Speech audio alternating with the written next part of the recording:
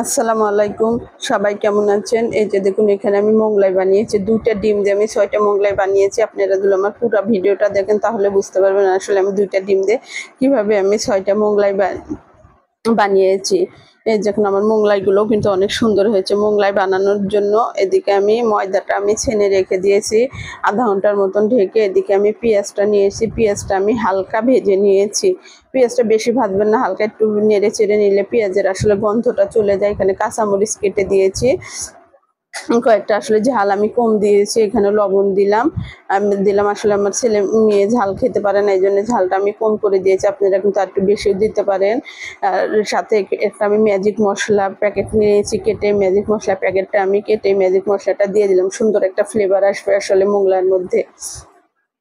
এখানে আগে ভালোভাবে লবণ দিয়ে এই যে ম্যাজিক মশলা, পেঁয়াজ এটা ভালোভাবে নেড়েচেড়ে মিশিয়ে নেবেন। আসলে আমার এই পাত্রটা ছোট হয়ে গেছে, এখান থেকে আমি আসলে একটু বড় বাসনে ঢেলে নিলাম। এখানে নাড়াচাড়া যাচ্ছে না।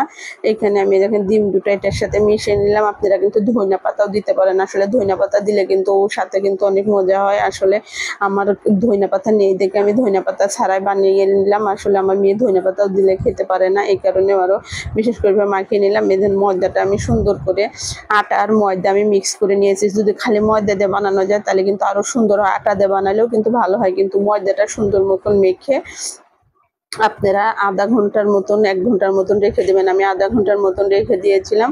এই ময়দাটাকে দেখেন আমি এখানে এইভাবে পিস পিস করে ৬ পিস করে কেটে নিয়েছি। বড় করে বানালে ৩ টা হতো। আসলে আমার পিঁড়িতে বড় করে বেলা যাবে না, এই কারণে আমি এখানে ৬ পিস করে নিয়েছি। এই দেখুন এটা এখন একটা একটা করে এভাবে আমি সুন্দর করে বেলে নিব। এখানে আসলে আটা দেওয়ার দরকার নেই, আমি একটু তেলটা বেশি করে দিয়ে রেখেছিলাম ময়দা যখন মেখে রেখেছিলাম।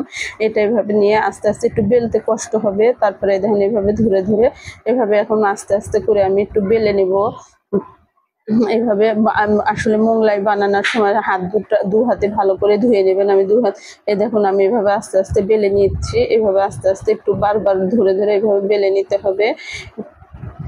এই দেখুন এভাবে আসলে বেলতে একটু কষ্ট হবে, তারপরেও কিন্তু বেলে নিবেন এভাবে।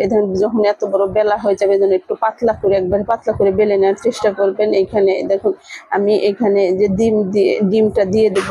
এখানে আসলে পেঁয়াজ দিয়েছি বেশি করে। আসলে পেঁয়াজটা বেশি এভাবে ভালোভাবে ছড়িয়ে নেব।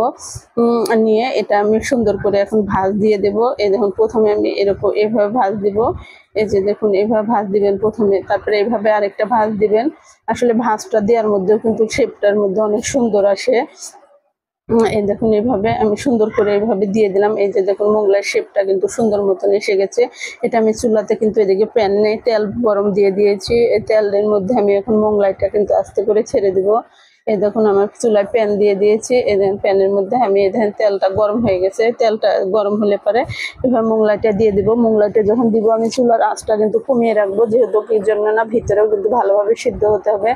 ভালোভাবে সিদ্ধ না হলে খেতে কিন্তু ভালো লাগবে না। আমার এক পাশ যখন হয়ে যাবে তখন আমি এসে আস্তে করে এটা দেখুন এটা দিয়ে কিন্তু ধরে এভাবে উল্টে দেবো। দুটো ফুরচুনের থেকে কিন্তু এই যে রোস্ট উল্টায় এটা দিয়ে আস্তে করে উল্টে দিলে এই দেখেন এটা কিন্তু আস্তে আস্তে ফুলে উঠবে। আর ডুবানো তেলে ভাজার চেষ্টা করবেন। আসলে মোগলাই যদি ডুবানো তেলে ভাজা হয় তাহলে মোগলাইটা কিন্তু খেতেও কিন্তু অনেক মজা হয়। এ দেখুন মোগলাইটা কিন্তু আমার সুন্দর মতো ফুলে উঠতেছে।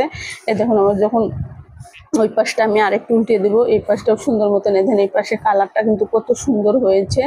এভাবেই কিন্তু আমি দেখেন উল্টিয়ে দিলাম। এই পাশটাও কিন্তু আমার সুন্দর মতন ভাজা হয়ে যাবে। যখন ভাজা হয়ে যাবে আমি মোগলাইগুলো কিন্তু একটা টিস্যুর উপরে তুলে নেব। যেহেতু টিস্যুর উপর তুলে নিলে দেখেন এভাবে তেলটা ঝরিয়ে তুলে নেব।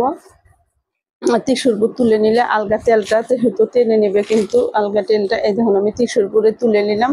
এখানে কিন্তু আমি এদিকে আরেকটা মোগলাই বেলে নিয়েছি। ওই মোগলাইটাও কিন্তু আমি এখানে দিয়ে দেবো। এইভাবে কিন্তু আমি সবগুলো মোগলাই কিন্তু আস্তে আস্তে এভাবে কিন্তু ভেজে নেব।